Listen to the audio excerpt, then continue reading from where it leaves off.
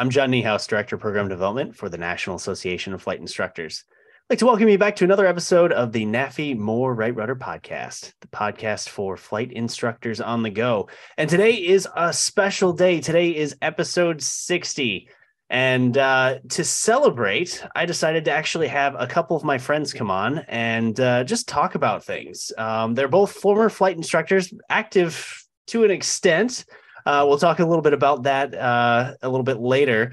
But we were having a conversation a few days ago, and it was kind of about the idea that we've all kind of gotten to a point where we have utilized flight instruction to leverage our own personal success. And so I thought it'd be kind of cool to have them on and talk about it. We've known each other for a long time, longer than I'd care to admit at this point, guys. Without further ado, Andrew Kisela, why don't you go ahead and introduce yourself first? Yeah. Met John in college, and after college started flight instructing and worked my way through the charter world, 135 freight operation, currently flying for a Part 91 flight department.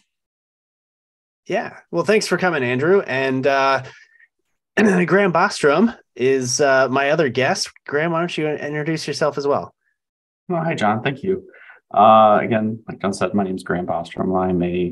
I met John also in college, and then we kind of parted ways.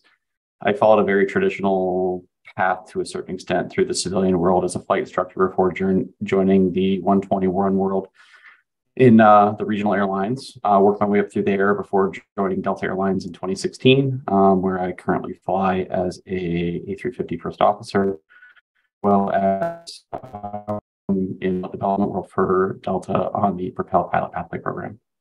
Excellent. And, they say every episode could be somebody's first episode. So for those that don't know me, of course, I am a flight instructor by trade, but at the same time, I also have gone through both 121 and 135 routes, and I have officially settled into a Part 91 corporate flight department where I fly a Falcon 2000 LXS. And again, guys, it's kind of cool. I walked into my new job. I say new, but my flying job about a year ago today. And I kind of realized that the list of friends on my phone were contacts that I would have killed for 15 years ago when we were in school. And 15 years feels very scary. It's interesting that we've all gotten to this point that I think we're in what we would consider career positions. And seeing as though we all started out as instructors, I think it's a credit to the profession that we've managed to use it to get here, right? Yes. Yeah, no, I there's a lot of things that you learn, and I still utilize in my career from my time in flight instructing. It's a really phenomenal foundation to becoming a very solid professional aviator going forward. Well, Graham, talk to us a little bit about what kind of flight instruction you did. Where did you do it, and kind of what type of training were you providing? So I followed a somewhat different path than most collegiate flight instructors who usually right after graduation or before graduation end up right back instructing where they went to school. Don't get me wrong, that serves a very vital role there. It's solid flight instruction. You're going to get hours. You have guaranteed student load. But through some personal decisions, I ended up actually going back closer to where I grew up and instructing in the Frederick, Maryland area for a flight school there. The advantage of doing that was it was a 141 and a 61 school, so I got to do a little bit of both. But I also got to do stuff outside the 141 curriculum, everything from aircraft checkouts. Also, what I learned was my passion was doing some of that more advanced TAA training, glass cockpit checkouts, CRM human factors, more line-oriented training that we do in the airlines to really talk through aeronautical decision-making and helping general aviation pilots make good decisions using all the technological tools that are available to them. Graham, how do you feel that then leveraged you into getting into the airlines? Well, I will be honest. I did enjoy my time flight instructing, and I got to do a number of cool things. What led me to flight instruction was not a lack of passion for it; it was just a lack of stability. So I went to the airlines for that stability in my career as I kind of advanced along, not just financially, but also from a scheduling perspective. When I was a flight instructor, I was basically available every day of the week to go fly, and I would only take days off when the weather was bad, which isn't really great for making long-term plans or starting a family. Andrew, what about you? What did your time as a flight instructor look like? And for those that don't know, Andrew, his dad was a pilot as well, so you kind of grew up in this environment, right? Yeah, I was fortunate to kind of see what aviation was like before getting into it, and kind of set my career path based on that, because I pursued a corporate career my whole life.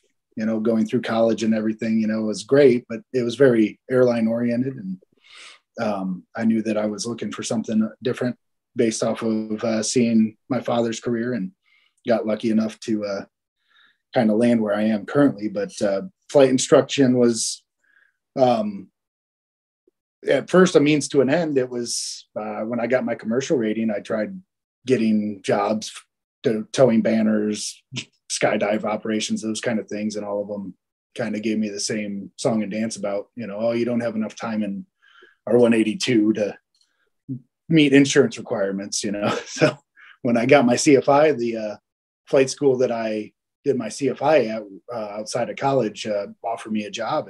And that's where I started with that, and found out that I really enjoyed doing it. And for similar reasons as Graham, it just was not a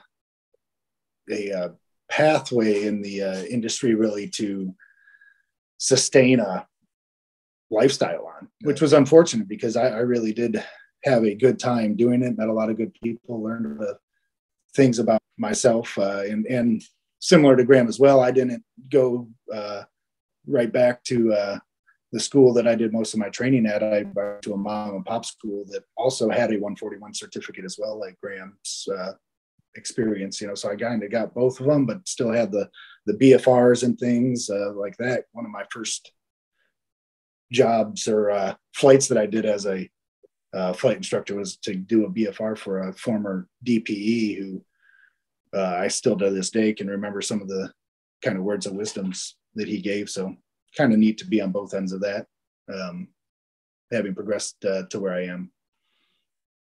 Yeah, it's funny. I started off at a Part 61 school, which is actually how I got into NAFI in the first place, because the owner of the school was the then executive director of NAFI. So the doors that flight instruction opened to me, I mean, that started so early on in my career. And then, of course, I did end up coming back to our alma mater at Western and did a bunch of training there. So, I was able to also get a little bit of a blend of both the Part 61 and the 141 life. And apparently I just collect regulations because I've done that in my professional career as well.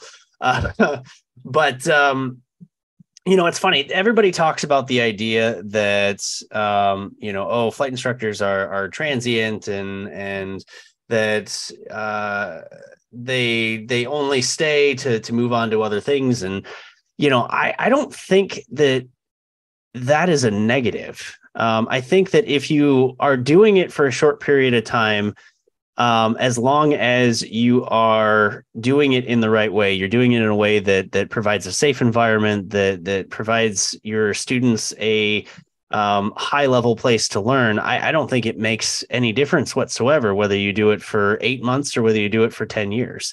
There are instructors out there that can make a decent living at it, but you guys are right that sometimes that's really hard. And there's just other interests in the aviation environment where you can then still utilize those skills as flight instructors. So, I know what I've done, but asking you guys, Graham, how has being a flight instructor led to greater success in your airline career? Like, how have you utilized those skills that you learned? Well, John, to kind of touch on that, and I'm glad you brought that up. I haven't, well, one, aviators are always learning. We're always evaluating things. Things are changing in our environment. Things are changing from a regulatory perspective, or based on the type of airplane, how we're required to operate it. So getting that foundation of being able to get into the regulations and understand the intent behind them is not something I really did until I started to do my initial CFI training. And we talk about those levels of learning as we're going through your initial CFI. And it wasn't until I looked back on that and I realized that, private was really my rote learning. I was spitting back whatever I was told. I was memorizing, how much useful fuel was and V speeds and performance numbers. But it wasn't until I really got to being, going through my initial CFI and becoming a CFI that I had to graduate to that correlation level of learning where I had to be able to not just take it, take what I learned, but be able to reframe it and reorganize it or approach it from a different angle or teach it at different levels. And that's a really great skill just in general and just in life, to be able to take something and based on your audience or based on the need or the problem that you're facing, to be able to take those experiences, even not identical, and reframe them. One of the things that I learned during my time in the regional airlines was when I upgraded an airline that was growing very quickly. So while I was a very new captain, there were also a number of my FO next to me was also very new. And there was more than one occasion where both of the flight attendants at the back were brand new. So when you added up the total seniority on the crew, I had more seniority than all of them put together. Mm-hmm. And that's when you realize, like, even though you're not technically a line check pilot, which is what the 121 world calls its flight instructors, I'm still serving at that. Like I was that, example, and I was teaching the whole time. There was probably a good 6 or 8 months where I did nothing but fly with, just because of the way the trips lined up, with first officers who their last airplane 50 hours ago was a Cessna, a Diamond, or a Piper. So when you're going from cruising at 140 to landing at 140, there's only so much we can teach during that IOE phase. And most regional airline FOs get between 25 and 50 hours of what we call operating experience, or OE. That gets you the basics, but it's the really good 121 airline pilots have figured out that, that sign off at the end of OE is just like your sign off for your initial flight instructor certificate. It's just a license to learn. And so that's why I'd say, when I look back to my experience as a flight instructor, that's what that prepared me to do. My career was real. These ratings and this experience that I gained was exactly that. It's just a license to learn. Yeah, and it's funny. I've talked with several other airline captains, and I think the other side of that coin is, even when you're not flying with a brand new first officer, there's still things that someone with experience can teach a newer first officer, newer pilot. And there is some, how do I put this? There's an art to teaching somebody who doesn't necessarily look at you as a teacher, right? So you don't want to always be acting as an instructor, as a captain, because that first officer may take offense to it. But that doesn't mean that there isn't something for them to learn. So, you kind of start to figure out how to work through that and still pass on that knowledge, right? I had people management. Yeah.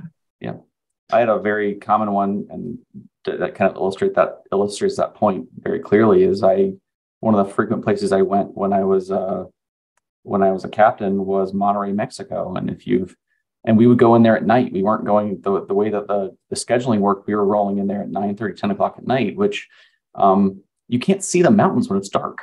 And so after a certain point, I would ask the other pilot, like, "Hey, have you gone to Monterey before?" And they're like, "No." I'm like, "Cool." You're like, and I'd get a couple of them looking at me going, "Why?" And I'm like, I've already proven that I can do this.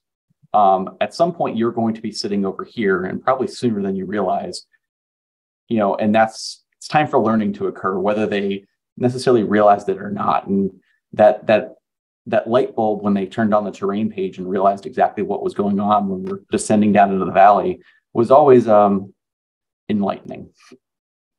Yeah, I've been to Monterey, and the controllers there tried to steer us into a mountain. So I understand exactly what you're talking about. Andrew, you have a ton of experience in the freight world as well. And, your first freight job had a lot of new pilots coming through. How did you use your CFI skills in that capacity? CFI training was really a lot about management, learning to manage different personality types and learning to manage what the airplane's doing when you're not operating it, controlling it directly. And I would say that was probably one of the biggest things, was just knowing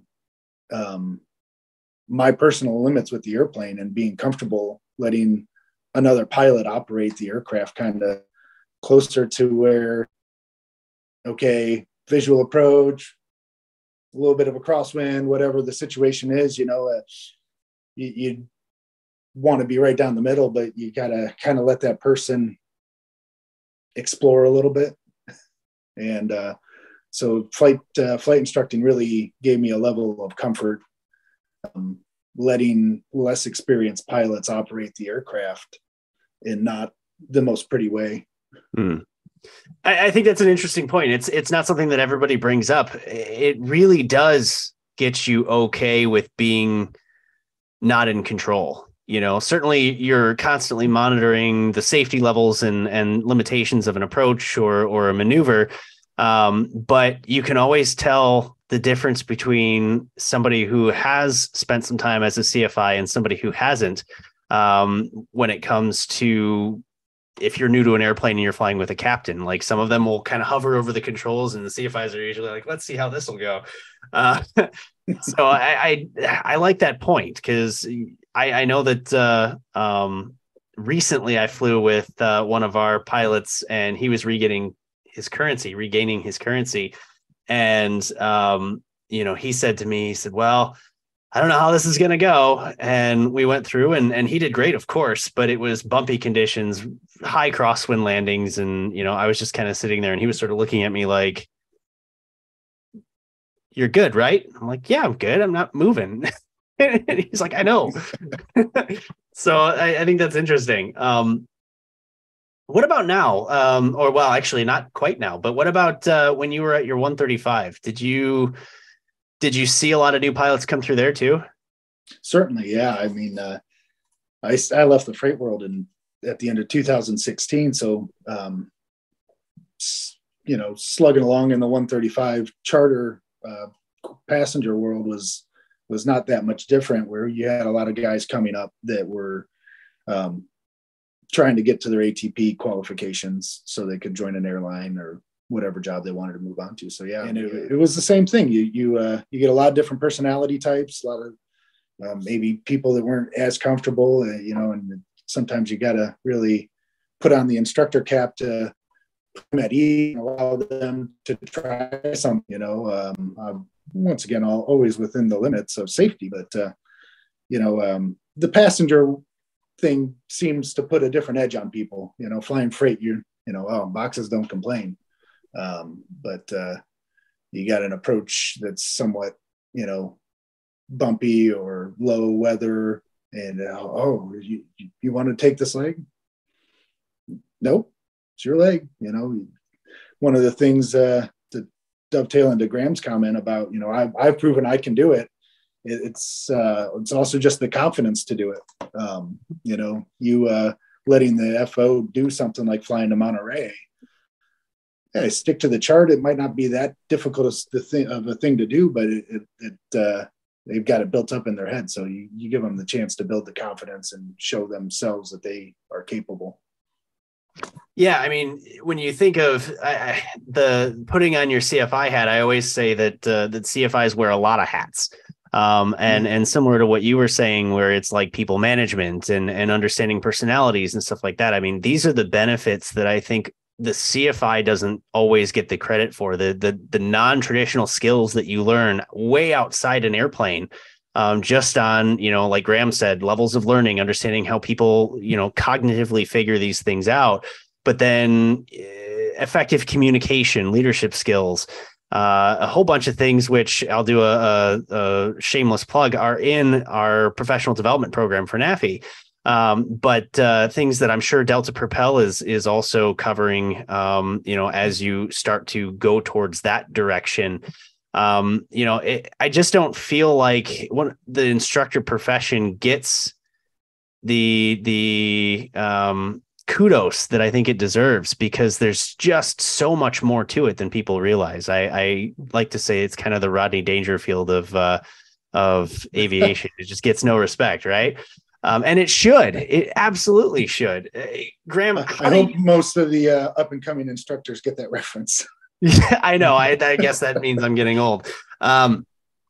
Graham, what do you see with the Propel candidates? And for those that are wondering, we are going to do a larger conversation on that program, so we won't get into too many details. But you're getting a lot of new CFIs into that program. What are you seeing? So, I want to dovetail on something that Andrew just mentioned, kind of as a segue to that conversation about Propel, is that one of the other things from a flight instructing perspective that I didn't realize at the time that I was learning, that I now know, is when you're a professional aviator, flying is almost the smallest part of your job. And that's across any, whether you're 91, 135, 121, you start to realize at a certain point, the stick and rudder stuff is the smallest part of your job, and all those other skills that I didn't realize I was learning as a flight instructor, the communication that John mentioned, the task management, the being able to observe and be comfortable, the being able to sort through a complex situation. Those are all things that I didn't realize I was learning at the time. It was just happening. But now I look back, I'm like, that student that I thought was causing me to turn my hair gray early was actually forcing me to learn some things that I didn't realize at the time. And I now, looking back, when I talk with students, either who are interested in joining the Propel program, and we have a whole mentoring side of Propel that is designed to deliver that professional development through an accelerated timeframe, it's really talking about that. It's talking about what percentage of my job is actual flying. And when I actually look at them, I say it's about 30%, because the other 70%, it's 35% of being a communicator, being a leader, being a motivator, being a facilitator, and we're all those things as a flight instructor. You have students who are either really excited and then they have a bad day in the airplane. It's motivating them to come back and keep trying, or you have a student who is maybe a little nervous about trying something from the start, and it's talking through and not necessarily reassuring, but running through the logical steps of why it's okay, and that you're there to help them learn it safely. The other 35% I find in my job that I am is I'm I don't want to say part-time lawyer, because there are people who devote their full-time job to being a lawyer, and I have unbelievable respect for them, because that's a level of detail and reading that I prefer the level of detail and reading in aviation, not sitting in a library all the time. But we have to be knowledgeable, not just about regulations, but letters of interpretation that alter the intent of certain regulations, to make sure not only that we're teaching it correctly, but we're also operating safely. And when you get into those other, 135, 90, or 135 and 121 rules, you have all of the 91 regs, and then you have different pieces that have changed parts of 91. So you have to learn the differences and then be knowledgeable in the situation. Sometimes at the end of a long day, what is okay and what's not, or when to look it up. I find that's my biggest thing that I learned as a flight instructor, is building those mental bookmarks in my head to when I encounter something, to know that, hey, I don't know this right now, but I know that I need to look it up because I remember this. Like, I need to go into this book and read this. And it's mentoring the students to develop those skills in an accelerated time frame, because as everyone's probably aware in the industry, we're in a very interesting hiring environment right now. to see near street captains at major airlines, and Delta is no different. That's happening in a number of them now. Is something that, I mean, John, Andrew, when we were in school, is this an environment that we ever foresaw happening? Oh, 2009, So, man, 2009. I had friends calling me asking me if we were hiring at the flight school because they were getting furloughed from the regionals. Yeah. Like, so no, I flew 10 hours last month. You know? So to teach through some of those development things, because everyone comes out of flight instruction for the most part having, we as flight instructors always make sure that they have good stick and rudder skills, they're operating the airplane safely. But sometimes I think what's neglected, and I now know to emphasize that going forward, given my journey through this career, is that other stuff. So when you ask, like, what are we doing for the CFIs, or what are we mentoring the CFIs on? I'd say it's exactly that. It's talking through some of that stuff outside the cockpit, or some of that stuff that's not exactly seen, from cockpit management, from leadership, from communications, that really make them more effective professional aviators. I think that's a good point. It's a really good point. It's one of the things that I really like, and again, it kind of comes back to, a lot of people don't think about it, is you just never know when you're going to use those skills again. I mean, I can't tell you how many airline pilots I've talked to that have gotten into the training department. They never thought they would do it. But again, that CFI background made them think about it again. Whether it's being a ground training pilot for, the schoolhouse, or getting into the sim center and teaching for type ratings or procedure training or any of that kind of stuff. You never know when somebody retires and they go and decide, well, I still want to continue to give to aviation, and you see them working at places like flight safety or CAE. Or even I just was able to help with the award ceremony for the Wright Brothers Award for a really good pilot mentor of mine, Bob Galina, and I'm sure he's not listening, but if he was, congratulations, Bob. Bob has given so many years educating young pilots that have gone through the 135 that I used to work for, both as a pilot and a training captain, but in a capacity as part of the ground training that Northern Jet provides. And you just don't know. You don't know when you're going to use those skills. You don't know when the itch to instruct comes back, if it ever left to begin with. Do you guys see yourselves as instructors on your respective airplanes or in your companies at all? Andrew, why don't you go? Oddly enough, I've been with the company for just about a year, and we were bringing on a new pilot, and experienced captain qualified guy, but he hadn't flown the type in quite a while. And because of the current industry environment with training availabilities, it was going to be not terribly long, but a couple of months before we were able to get him into recurrent. And my boss was like, well, why don't you go up and get his 3 bounces? I'm like, you want me to do that? I'm still the new guy. But all joking aside, it was, you shift back into that gear pretty naturally, the whole, getting back on the bike kind of thing. And so we went up and did his 3 bounces, and that flying a jet, flying a Skyhawk, whatever, it's all kind of the same fundamentals. When I was getting checked out in an airplane years ago, guy said it's an airplane, fly it like an airplane, those things still come up all the time. It's not really something that ever gets turned off. I guess, you get into a little bit more established part of your career, and you're flying with a lot of experienced guys, but that just the mentality, the kind of back to the people management thing, just kind of got to lead by example sometimes, even when you have somebody that's in the cockpit with you that maybe has a more experience than you do. Graham, I could totally see you as a check airman. why do people keep saying that? No, it's, I will say one of the things that's I've learned, especially about my time in the 121 world, and one of the reasons I actually like, and I had no intention of leaving the 121 world, is we do have other jobs.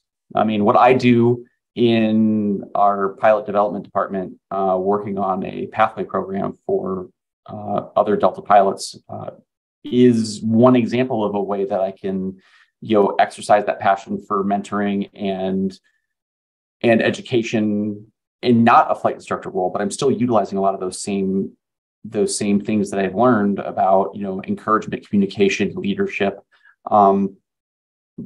But the other thing is we actually do a lot of our training, all of our training in-house. So we have instructors who are line pilots who cycle on and off the line into the simulator to teach. And they can do that for a period of time until they're ready to go do something else, and they go do something else. And the beauty of that is we don't change companies. We don't have to go through a, necessarily a move, although some people do. But you have that opportunity over the course of, some of the people we're hiring now might have a 40-year career at one company, which is just unheard of when you start to think about the math behind that. That 40 years is a long time. And I know I'm going to regret saying that when I look back on this interview, hopefully in, a few decades, and being like, 40 years was no time at all. But we all want to do different things. And that's one of my favorite things, at least about my 121 career, is that I have the choice based on either seniority or those opportunities that are only available to pilots to cycle in and out of those things. I don't say to break the monotony, but, scratch the itch and then go back to do other things or get involved in another way. So that's regardless of the fact that even if you're not in one of those roles specifically, anytime you're mentoring a new pilot, and even as a first officer, when I was flying on one of our narrow body fleets, we went through a period of time where I'd been on the airplane for 3.5, 4 years, and I was flying with captains who had, upgraded, but they'd never flown the airplane before. And so there's a little bit almost reverse mentorship going on where, yes, he was in charge, and that's a very interesting dynamic that I wasn't expecting to experience in my career, but we were looking at it together as a crew going, okay, how do we do this? And I'd be instructing something either on the airplane in the flight management system, or we're going into an airport that he'd never been to before, especially the ones up in Montana where we're doing complex approaches. And I'd say, yeah, I've done this before. You want to watch out for this. So there's a little bit of mentorship going both ways, and that was, I think, that's probably my favorite thing about being in the 121 world is everyone kind of gets to do their own thing. If you find that passion outside of flying, whether it's getting into the training department and actively giving instruction, being a mentor, being, involved in a technical field, safety roles, helping other pilots in a management capacity, volunteering in other pilot support roles. Most of our major airlines are unionized. So just because you're a line pilot doesn't mean you don't have access to all these other things that you can do. And you'd be shocked at the number of pilots that do and exercise that ability to dabble in different things throughout their career to grow professionally.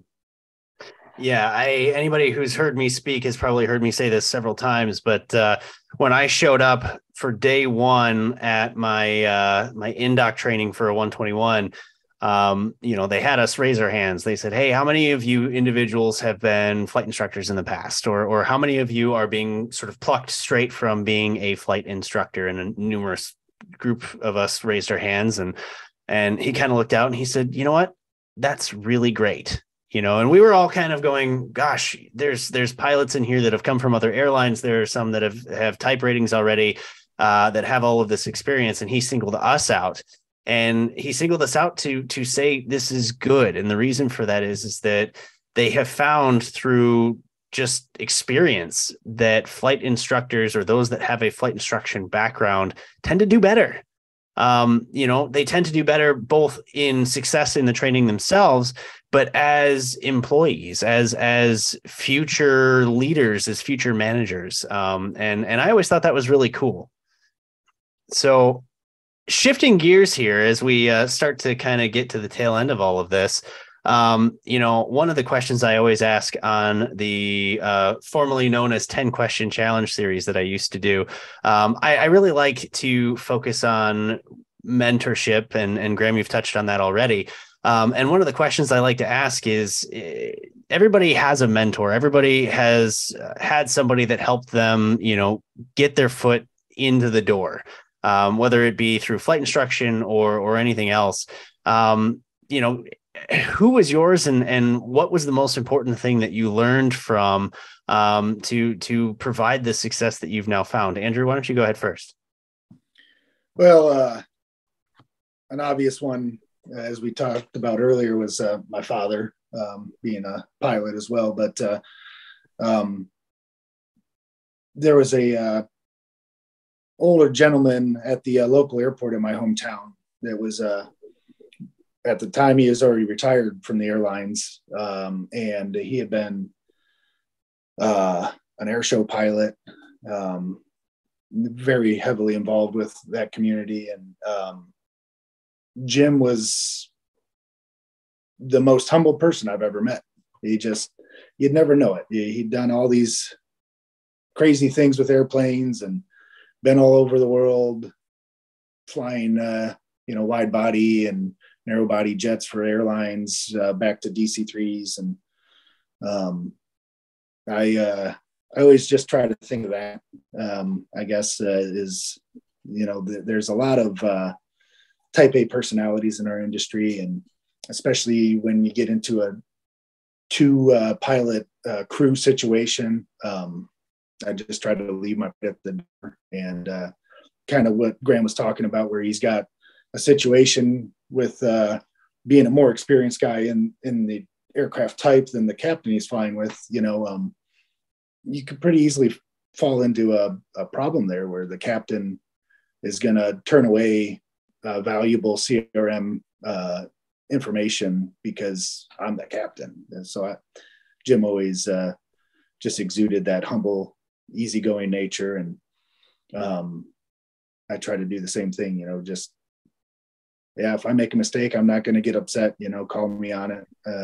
We're all just trying to get this thing back on the ground safely for our sakes and whoever's behind us too. So. Graham, what about you? I mean, I guess I'm gonna kind of have a little bit of a non-standard answer. Is I had a group of people that I looked to, and they weren't always necessarily older or more experienced than I was, but we all kind of went to figure it out together. I mean, I kind of look at creating a professional aviator as the same joke or same advice that I'm given, kind of about raising kids, is that it takes a village. And in addition to having some solid faculty role models as a student who, helped out at very key moments for certain things, I'd say actually one of the best mentors that I had were actually some of my peers. You don't realize as a college aviation student that you're already starting to build that network. And John, you mentioned this Rolodex or contact list of people that you would have dreamed to have had back when you were a college student. But here's the thing that I've kind of realized over time: you're not supposed to have it yet. You're supposed to build it. It's if you don't build it and you're not out there developing it, it's not really yours. So to rely on some of those peers that I met, in private pilots ground school, in instrument ground school, to drive a couple of them nuts about some of the bonus commercial ground school, that those are the people that you start to keep up with. And one person finds out something in that career, from their experiences, and then you're sharing it amongst yourselves and you're all learning together. So while, commonly when we talk about role models, you're plucking, well, I know so-and-so that is this, major airline captain, or this other person who's got this amazing background of experience. And those are great and valuable. But for me, it really was that peer group that I built up through my time in flight school and flight instruction and my time in the regional airlines, that we all shared our experiences, and whether we realized we were mentoring each other or not, we were all growing together from those shared experiences. That's a good answer. That's a really good answer. Yeah, it excellent.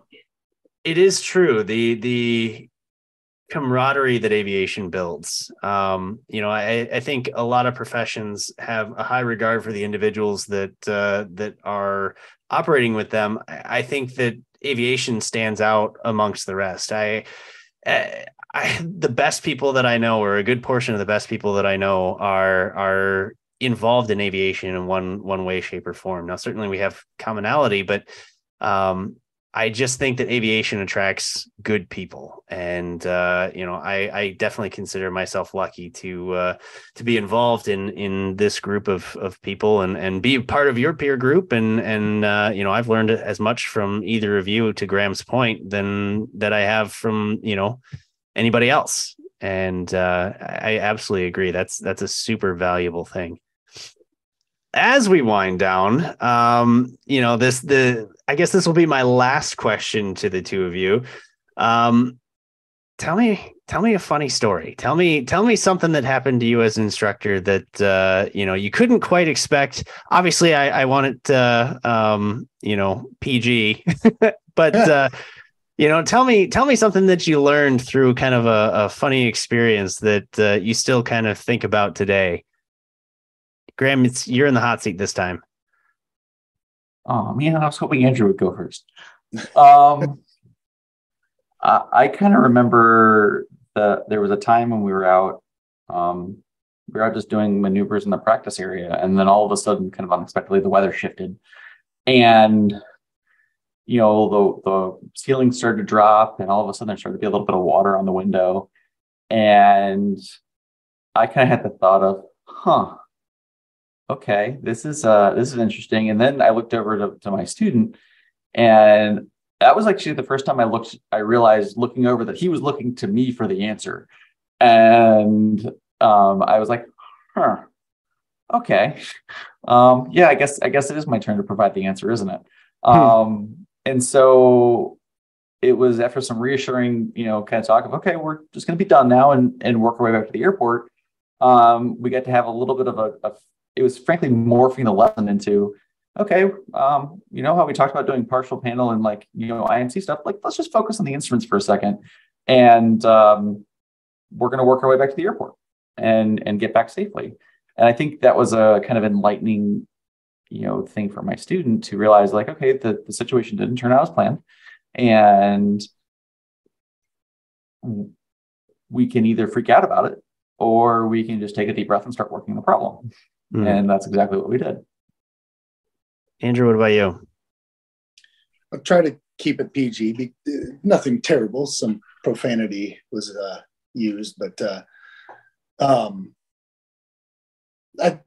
always tried to be very calm and level and just even keeled in the cockpit when I was flight instructing. And I had a student. He was just doing it for fun. He's just trying to get his private license, and he was a former Marine scout sniper. And 4 or 5 lessons in, he was really struggling with steep turns, 25, 30-degree bank turns, real ginger. Talk about it on the ground several times, demonstrated this, that. And we're flying one day, and I'm sitting there, hey, he's still struggling. This guy used to be a Marine. I'm going to have to yell at him.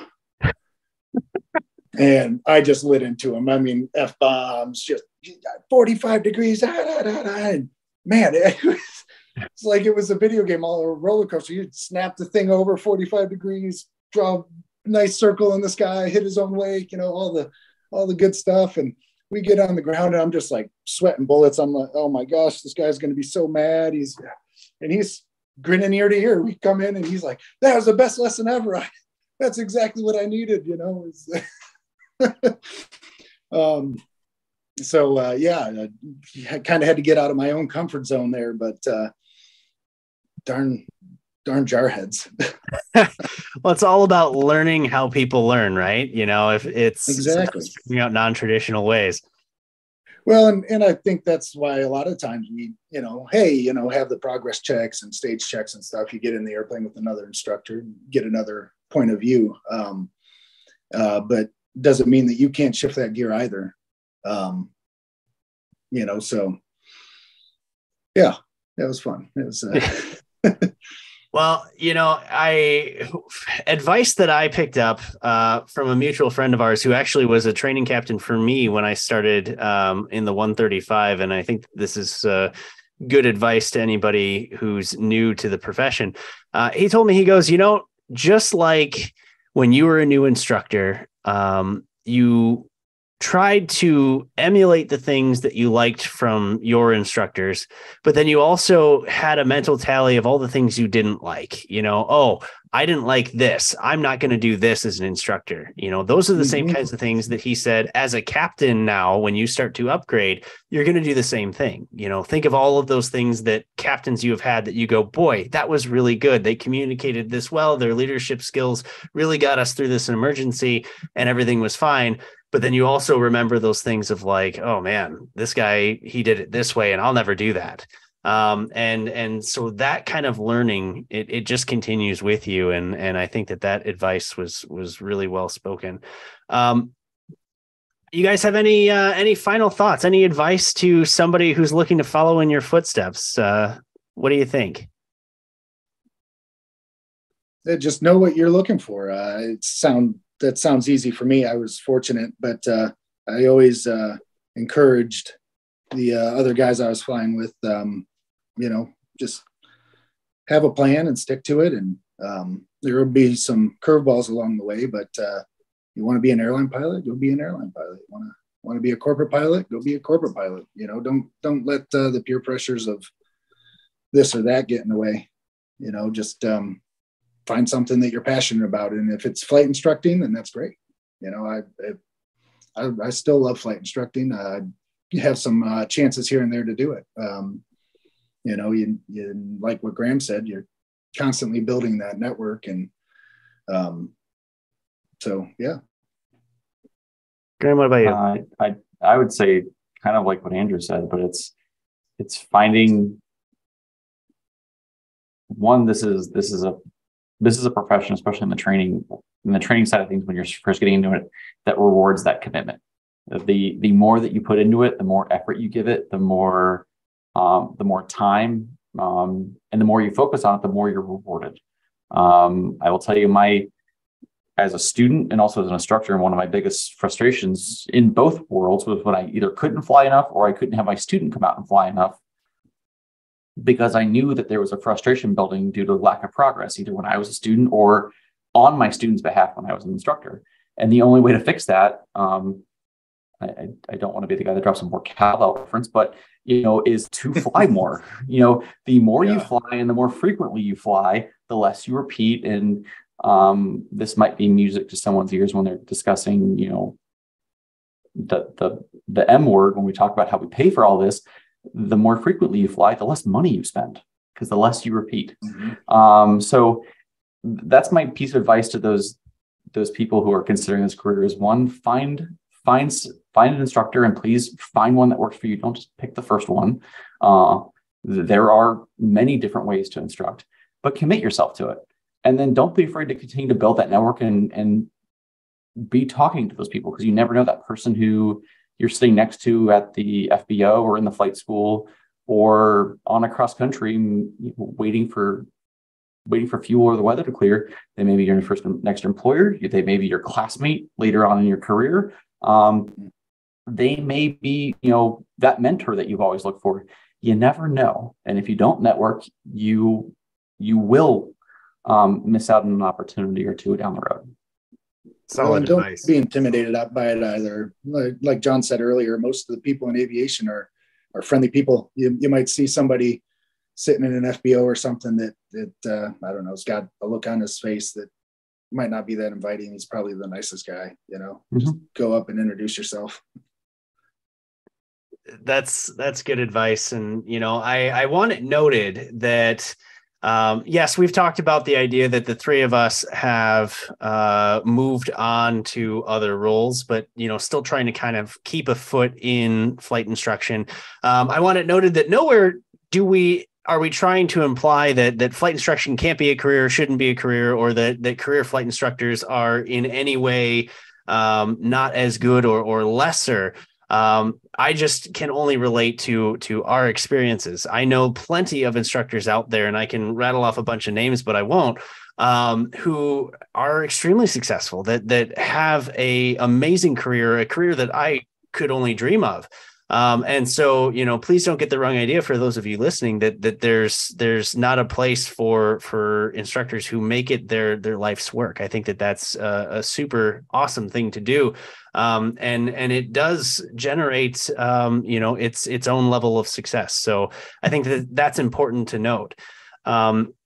The other side of it is that it doesn't have to be an either or. We've touched on this a little bit today as well. Just because you become a airline pilot, just because you become a Part 91 or a 135 pilot, that doesn't mean you can't still be an instructor. It doesn't mean you can't still be, whatever else you want to be. I mean, I know airline pilots that are DPEs that do check rides. Absolutely. When they're not flying. I know corporate pilots that teach primary students. One of them that I know is one of our longtime master instructors. He still does training in Robinson helicopters. I mean, it doesn't have to be an either or. It just might be I'm moving on for now. And I think that it's important for us to remember that. All right, guys. Well, I think we've made it. This is your first podcast experience, and I appreciate that the two of you made the time. It's proof that aviation really does generate some of the best friends in the world, because you guys are pretty great, and I appreciate that you took the time to put yourself in a little bit of the hot seat and do this with me. So 60 episodes of more Right Rudder, and hopefully 60 more. And I hope you guys will come back. Well, sorry, you had to dredge the bottom of the barrel, but. All right, guys. Well, thank you so much. And on to the next. Thanks, John. Thanks, John.